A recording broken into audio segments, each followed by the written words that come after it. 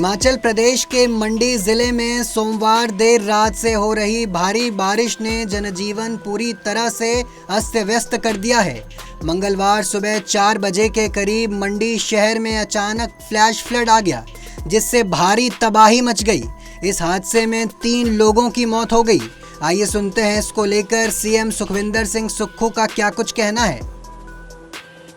मंडी में रात को बहुत तेज बारिश हुई और मंडी में तेज बारिश के कारण जेल रोड और आरे परे के जो रोड थे उसमें भारी नुकसान हुआ। मेरे ख्याल से अभी तक जो मलबे में दबे होने और 2 व्यक्तियों के मृत्यु का समाचार मिला है, लेकिन आपदा के इस कहर में रात को जिस प्रकार से क्लाउड बर्स्ट की 2 घटनाएं मंडी में नजर आई है और क्लाउड बर्स्ट के कारण इतना तेजी से पानी बढ़ा है, इस दृष्टिकोण से मैं ये कह सकता हूं कि अभी हमने स्थिति पर नजर रखी है।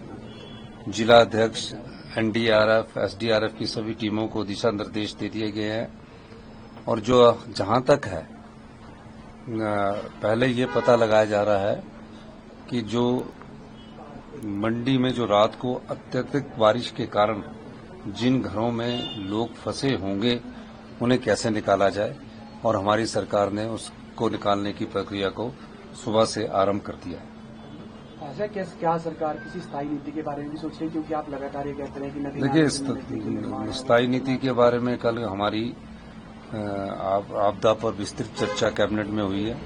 2 बड़ी कमेटियों का हम गठन करने जा रहे हैं और एक फैसला हमने किया है कि अब कोई भी सरकारी संस्थान जो है, जो अभी कैबिनेट की मीटिंग में जो भी सरकारी संस्थान है, हमने देखा कि कई सरकारी संस्थान जो है नदी नालों के किनारे बना दिए जाते हैं और कह दिया जाता है कि यहां बना दो, और उसकी डेवलपमेंट पर, साइट डेवलपमेंट पर ही करोड़ों रुपए खर्च कर दिया जाता है। हमने फैसला किया कि नदी नालों के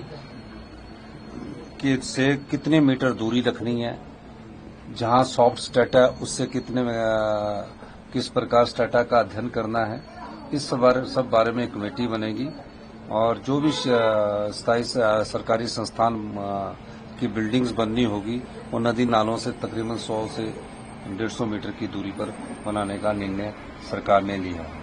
जो नदी किनारे पुराने लोग बसे हैं, पुराने लोग नदी नाले के किनारे बसे हैं, उसके लिए कमेटी का, उच्च स्तरीय कमेटी का गठन किया गया। ये जो मंडी में घटना हुई है सर, इसमें कोई फौरी राहत मरने वालों? हाँ, देखिए, वो तो राहत तो हमारा जैसे ही घटना घटती है वैसे ही मिलनी शुरू हो जाती है, लेकिन फौरी राहत से मतलब नहीं है। हमें तो सिर्फ जान बचानी है। जो बेचारों के घर से कोई डेंजरस हो गए उनको वहां उन घरों से निकालना है, ये दृष्टिकोण सरकार का होता है। राहत के मामले में हमारी सरकार कभी पीछे नहीं रही है, आगे भी कभी पीछे नहीं रही। सर, भी ऑरेंज अलर्ट है सर, और निश्चित तौर पर अभी तो अगस्त अभी शुरू होना है और ये जून में ही बारिश होगी। काफी तबाही हुई है और मंडी की रात की घटना से बहुत अधिक सरकारी संपत्ति को, पीने की पानी की योजनाओं को, बिजली को और पीडब्ल्यूडी के रोड्स को बहुत बड़ा नुकसान हुआ है। हम अभी पूरी घटना पर नजर बनाए रखे हैं। सर, किसान आज आंदोलन कर रहे हैं, शिमला में आए हुए हैं, क्या सचिवालय का घेराव कर रहे हैं? क्या नहीं, निश्चित तौर पर वो उत्पादक संघ की एक मांग आंदोलन उन्होंने किया है। हमने तो हाई कोर्ट में भी दायर की थी कि अभी सीजन चल रहा है और सीजन के समय फलों फलदार पौधों को ना काटा जाए। कल एजी टिकेंद्र परमार की अपील पर भी अपील हुए, उन्होंने भी यही कहा कि इनको ऑक्शन करने की बात की गई। चीफ जस्टिस जब उनसे पूछा गया तो उन्होंने ये जवाब दिया जिसके कानून में स्टे मिला है, तो उसकी पूरी जजमेंट आ रही है और मैं इस मामले में हम चाहते हैं कि जो जिन पौधों को पाला गया है उसको सरकार ऑक्शन करे और इस सीजन के समय अभी ना किसी को उजाड़ा जाए और न किसी को इस प्रकार की बात की जाए।